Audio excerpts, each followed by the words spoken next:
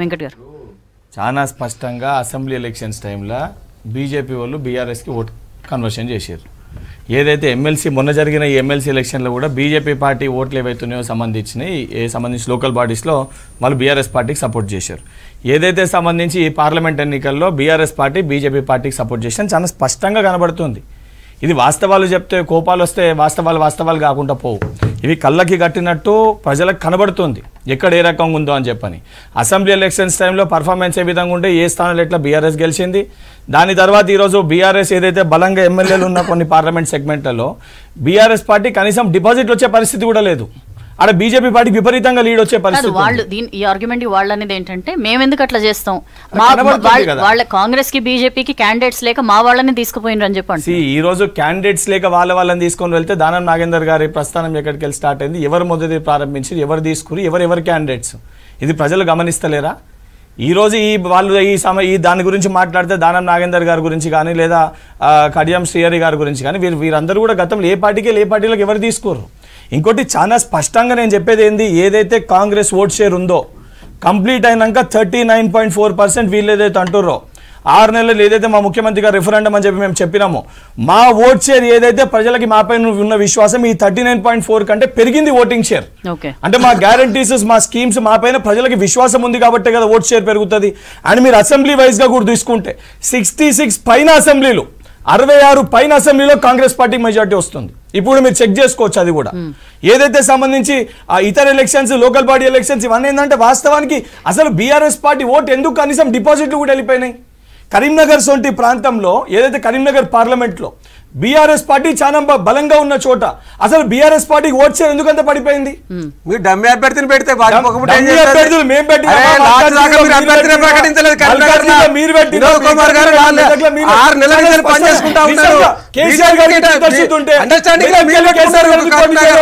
మెదక్కెళ్ళి కేసీఆర్ గారికి ఎందుకు పోటీ చేయలే? కేసీఆర్ గానీ హరీష్ రావు గారు కానీ ఏదైతే సంబంధించి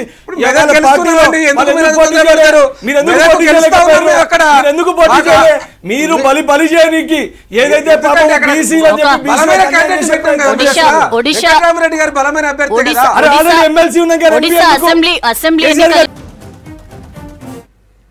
రైట్ 296 చోట్ల ఎన్డీఏ 228 చోట్ల ఇండియా అలయన్స్ ఆధిక్యం కనబరుస్తున్నాయి. 19 చోట్ల ఇతరులు ఆధిక్యంలో ఉన్నారు. మన రాష్ట్రంలో 8 చోట్ల కాంగ్రెస్ 8 చోట్ల బీజేపీ ఎంఐఎం 1 చోట లీడ్లో కనిపిస్తున్న పరిస్థితి. On the other side AP అయితే మొత్తం 1 సైడెడ్ గానే మనకు కనిపిస్తోంది. టీడీపీ కూటమి 20 చోట్ల, వైసీపీ 5 ఎంపీ స్థానాల్లో లీడ్స్ కనబరుస్తున్నాయి. అసెంబ్లీ విషయంకి వస్తే 152 చోట్ల టీడీపీ అలయన్స్, వైసీపీ 23 చోట్ల లీడ్స్ కనబరుస్తున్నాయి. ఒడిశాలో ఇంట్రెస్టింగ్ సినేరియో.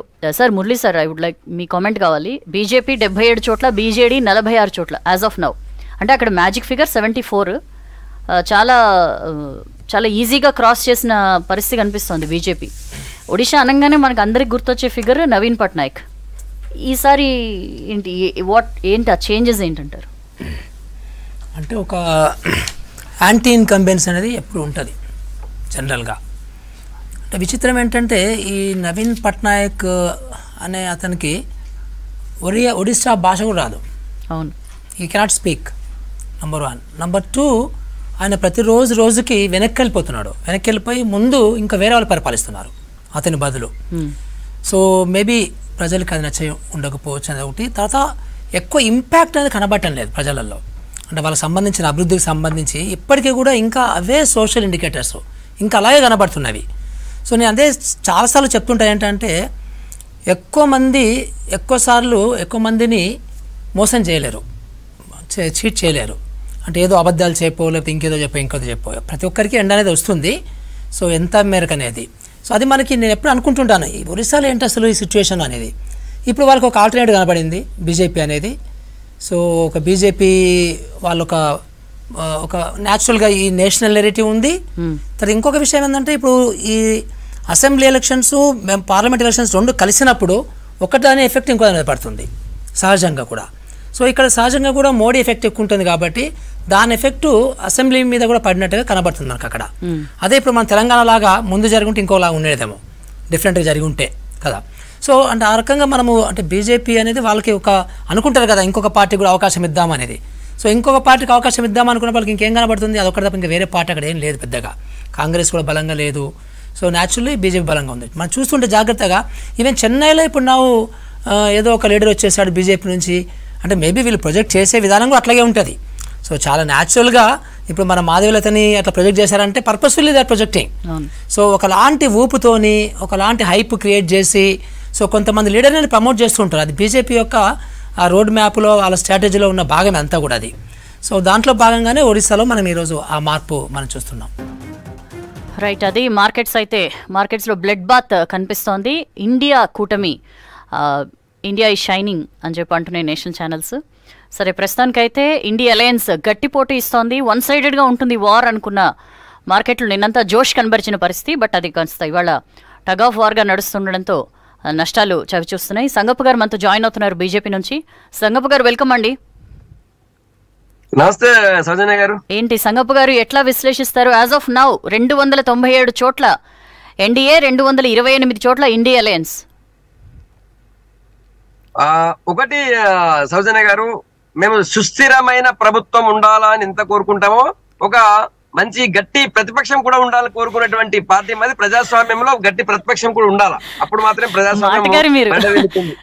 సంగప్ప గారు కరెక్టే కదా. ఏమంటే నియంతలాగా ఉండాలని కోరుకునే పార్టీ బీజేపీ కాదు, ఎన్డీఏ కూటమి కాదు. నియంతలాగా ఉండాలా, మేమే రాజులో మొత్తం మాదే ఉండాలని కోరుకునే పార్టీ కాదు. అఫ్ కోర్స్ మేము 400 ఎన్డీఏ కూటమి రీచ్ అవుతాయని చెప్పడం అన్నమాట వాస్తవమే. కాకపోతే ఇంకా కొన్ని చోట్ల ఇంకా వస్తా అనుకుంటే మరి 400 దగ్గరికి పోకపోయినా కూడా ఖచ్చితంగా గత మార్క్ ని దాటుతామనే నమ్మకం అయితే మాకు ఇప్పటికీ ఉంది. ఎందుకంటే ఒక్క యూపీలో కొద్దిగా అటు ఇటు కనిపిస్తుంది కానీ మిగతా అన్ని చోట్ల కూడా బీజేపీ పర్ఫార్మెన్స్ చాలా బాగుంది, మీరు చూస్తున్నారు. ఈవెన్ తెలంగాణలో కూడా సీట్లు పెరుగుతున్నాయి. తర్వాత ఈవెన్ వెస్ట్ బెంగాల్ కానివ్వండి, ఒడిస్సా కానివ్వండి, ఈవెన్ అసెంబ్లీ ఎన్నికలు మీరు చూసినారు. అరుణాచల్ ప్రదేశ్ లో మళ్ళీ బీజేపీ వచ్చింది. ఇప్పుడు ఒడిస్సాలో బీజేపీ గవర్నమెంట్ ఫామ్ చేయబోతుంది. సో 10 సంవత్సరాల మోడీ గారి పాలన చూసి ఓటేయండి అని చెప్పి మేము అడిగాం. మేము ఇంకేమో చేస్తాం, ఇంకేదో చేస్తాం, మాయ మాటలు చెప్పలేదు, లేకపోతే భయాన్ని క్రియేట్ చేయలేదు. ప్రతిపక్ష కూటమి ముఖ్యంగా కాంగ్రెస్ లీడ్ చేస్తున్నటువంటి కూటమి ఏం చెప్పింది, బీజేపీ ఎన్డీఏ అధికారంలోకి వస్తే రిజర్వేషన్లు తీసేస్తారు, లేకపోతే మొత్తం రాజ్యాంగాన్ని మార్చేస్తారు, ఒక అబద్ధపు భయాన్ని క్రియేట్ చేసారు పబ్లిక్ లో. మేము అట్లాంటి మేమేం దానికంటే కూడా మేము 10 ఏళ్ళు ఏం చేసినా 10 ఏళ్ల పాలన చూసి ఓటేయండి అనేటువంటి ఏకైక ప్రచారంతో మేము జనంలోకి పోయినాం. ఖచ్చితంగా మేము గతం కంటే ఇంకా మార్క్ దాడతామన్న నమ్మకం అయితే ఉంది. సరే 400 అనేది క్రాస్ రీచ్ కాకపోవచ్చు, కానీ గతంలో ఉన్న మార్క్ అయితే ఖచ్చితంగా దాడతామనే నమ్మకం అయితే ఉంది. సౌజన్య గారు, మన స్టేట్ గురించి ఏం చెప్తారు సార్? మన స్టేట్ లో అయితే మంచి పెర్ఫార్మెన్స్ మేము ఇంకా ఊహించాము, ఇంకొక 2-3 సీట్లు ఎక్కువ ఊహించాం మేము. కానీ ప్రస్తుతానికైతే ఇప్పుడు ఎంత 9 చూపిస్తున్నారో మన దాంట్లో V6 లో 8 మీ దగ్గర మాకన్నా ఏమండి 8 లేదు. మేమైతే ఇంకా ఒకటి మెదక్ మినాయించి మిగతా అన్ని చోట్ల కూడా భారీ మెజార్టీ ఉంది. మీరు చూస్తున్నారు బండి సంజయ్ గారు గతంలో ఆయన సాధించినటువంటి మెజారిటీ కంటే కూడా ఇప్పుడు 8వ రౌండ్ కే ఆయన దాన్ని క్రాస్ చేశారు. ఇప్పటికి 92,000 పై చిలుకు మెజార్టీ ఉంది. తర్వాత మిగతా కాన్స్టిట్యూన్సీ లో కూడా మంచి మెజార్టీ వస్తుంది. ఏది లీడ్ లో ఉన్న వాటి అన్నింటిలో కూడా ఒక్క మెదక్ లోనే టఫ్ ఫైట్ గా కనిపిస్తుంది అంతే. కానీ ఓవరాల్ గా కూడా మేము 10 సంవత్సరాల పాలన ఇక్కడ కూడా చెప్పాం. ఇక్కడ కూడా తెలంగాణలో కూడా ఒక రామగుండం ఎరువుల ఫ్యాక్టరీ ఇచ్చాము. తర్వాత రాష్ట్రంలో 2,500 కిలోమీటర్లు ఉన్న నేషనల్ హైవేని 5,000 కిలోమీటర్లు చేశాము. ప్రతి ఇంటికి ఏదో ఒక లబ్ధి చేకూరే విధంగా కేంద్ర ప్రభుత్వం నిధులు వచ్చాయనే ఒక విషయాన్ని చెప్పాం తప్ప వేరేదేం కాదు. కాబట్టి ఖచ్చితంగా నాకు తెలిసి ఇక్కడ ఇంకొక 2 సీట్లు వస్తాయన్న హోప్ తో ఉన్నాం. చివరి వరకు చూద్దాం. ఇంకా చాలా చోట్ల 8-9 రౌండ్స్ నడుస్తున్నాయి, ఇంకొన్ని చోట్ల అయితే 6వ రౌండ్ నడుస్తుంది.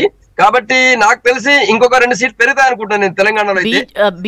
బీఆర్ఎస్ కంప్లీట్ గా వాళ్ళ ఓట్ అంతా మీకు ట్రాన్స్ఫర్ చేసింది అంటుంది కాంగ్రెస్. ఒకవేళ సౌజన్య గారు ఇంతకు ముందు కూడా అక్కడ ప్యానల్ మిత్రులు మాట్లాడారు, బీఆర్ఎస్ కేసీఆర్ చెప్తే ఓటు ట్రాన్స్ఫర్ చేసేటట్టు లేకపోతే కేసీఆర్ చెప్తే ఓటు వేసేటట్టు ఉంటే మరి ఆయన వేయించుకుంటుండే కదా అసెంబ్లీ ఎన్నికల్లో. అట్లా ఉంటుందా సౌజన్య గారు? అది ఫస్ట్ ఆఫ్ ఆల్ ఏది ఈ పార్లమెంట్ ఎలక్షన్ వచ్చేసరికి ప్రజలందరూ కూడా నరేంద్ర మోడీ గారిని చూసి ఓటేశారు. పార్లమెంట్ లో దేశంలో సుస్థిర పాలన ఉండాలని ఓటేశారు. భారతదేశం యొక్క అభివృద్ధి, భారతదేశ కీర్తి ప్రతిష్టలు ప్రపంచ దేశాలు ఇట్లా పెరిగా చూసి ఓటేశారు తప్ప ఇక్కడ గల్లీ ఎలక్షన్ కావు కదా సౌజన్య గారు, ఢిల్లీ ఎలక్షన్స్ ఇవి. సో గల్లీ ఎలక్షన్ టైంలో మీరు అన్నట్టు ఇక్కడ లోకల్ లీడర్స్ కేసీఆర్ ని చూసో లేకపోతే ఇంకెవరిని చూసో రేవంత్ రెడ్డి గారిని చూసో ఓటేసి ఉంటారు. అప్పుడు జరిగింది అది. ఇప్పుడు మాత్రం ఇది ఖచ్చితంగా భారతదేశానికి సంబంధించిన ఎన్నికలు. భారతదేశం పటిష్టంగా, సుస్థిరంగా, భద్రంగా ఉండాలి అంటే మనం ఖచ్చితంగా ఈసారి మోడీ గారికి ఓటేయాలని ప్రజలు నిర్ణయించుకున్నారు. ఒకప్పుడు మనం చూసినాం, మోడీ గారు రాకముందు హైదరాబాద్ లోనే ఇట్లా ప్రతి సంవత్సరం ఎట్లా కర్ఫ్యూలు అవుతుండే, ప్రతి సంవత్సరం ఎట్లా బాంబులు పేలుతుండే, అట్లాంటి వాళ్ళు ఇప్పుడు ఒకటన జరుగుతున్నాయి మోడీ గారు వచ్చిన తర్వాత. సో తెలంగాణ ప్రజలందరూ కూడా ఈ నాకు తెలిసి మనం భద్రంగా సేఫ్ గా ఉన్నాము అంటే మోడీ గారి కారణము అన్నటువంటి ఒక భావనతో ప్రజలందరూ ఓటేశారు తప్ప ఎవరో కేసీఆర్ చెప్తానో కేటీఆర్ చెప్తానో ఓటేసే పరిస్థితి లేదు. వాళ్ళకి ఇప్పుడు అట్లా అనుకుంటే ఆయన చెప్తే ఓటేస్తే టర్న్ అయ్యే పరిస్థితి ఉన్నట్టే దాన్ని కనీసం ఉండాలి చోటనే వేసుకుంటారు కదా. ఆయన వాళ్ళు 6 ఉన్నటువంటి చోటనే వాళ్ళు గెలవలేని పరిస్థితి ఉంది. వాళ్ళు చెప్తే వేరే ఓటేసే పరిస్థితి ఉంటుందా? అంత కేవలం ఒక కాంగ్రెస్ పార్టీ ఒక హైప్ చేస్తుంటది అనమాట. అసెంబ్లీ ఎన్నికల్లో ఇట్లానే తీసుకొచ్చింది కాంగ్రెస్ పార్టీ. బీజేపీ బీఆర్ఎస్ రెండు ఒకటే, మీరు బీజేపీ కోటేసినా బీఆర్ఎస్ కోటేసినా రెండు ఒకటే, లేదు బీజేపీ గెలిస్తే మళ్ళీ బీఆర్ఎస్ కలుస్తుంది. ఇదంతా ఒక ప్రచారం చేయడంతో సక్సెస్ అయ్యింది. రేవంత్ రెడ్డి గారు ఆయన కొత్త ఏదైతే స్ట్రాటజీ తీసుకొచ్చినా సక్సెస్ అయింది. దాన్నే మళ్ళా సేమ్ ఇందులో కూడా చేయడానికి ప్రయత్నం చేశారు. ఏదో రాజ్యాంగం మార్చేస్తారు లేకపోతే రిజర్వేషన్ తీసేస్తారని. ప్రపంచం భారతదేశంలో ఇప్పుడు కాదు, ఎవరు కూడా అంబేద్కర్ గారు మళ్ళీ పుట్టినా కూడా రిజర్వేషన్ తీసేయడం కానీ రాజ్యాంగం మార్చడం సాధ్యం కాదని నరేంద్ర మోడీ గారు చెప్పారు. కాబట్టి వాళ్ళ ఏదో ఒక మాయా మార్చుతో ప్రజల్ని భయభ్రాంతులకు గురి చేయడము లేకపోతే వాళ్ళ ఆందోళన గురి చేసే ప్రయత్నం చేశారు. కానీ తెలంగాణ ప్రజలు దాన్ని నమ్మిరని నేను అనుకోవట్లేదు ఒకటి. రెండవది, ఈ సీట్లు పెరగడానికి కాంగ్రెస్ పార్టీ యొక్క ఏమంటామా స్వయంకృతాపాదం కూడా. వాళ్ళు ఈ 5 నెలల్లో వాళ్ళ ఫెయిల్యూర్ అనేది వాళ్ళకి తెలంగాణ ప్రజలకు స్పష్టంగా అర్థమైపోయింది.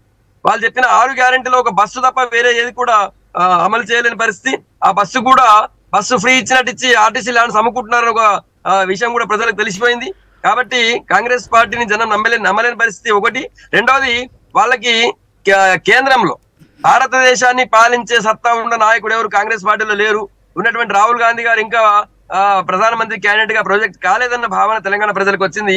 అందుకే మన తెలంగాణలో అయితే ఇప్పటివరకు అధికారంలో కాంగ్రెస్ పార్టీ ఉన్నా కూడా బీఆర్ఎస్ కి ఓటు వేయకుండా అటు కాంగ్రెస్ కి కొన్ని చోట్ల ఇచ్చి మిగతా చోట్ల బీజేపీకి ఇవ్వడం అనేది జరిగిందనేది మాట్లాడదాం.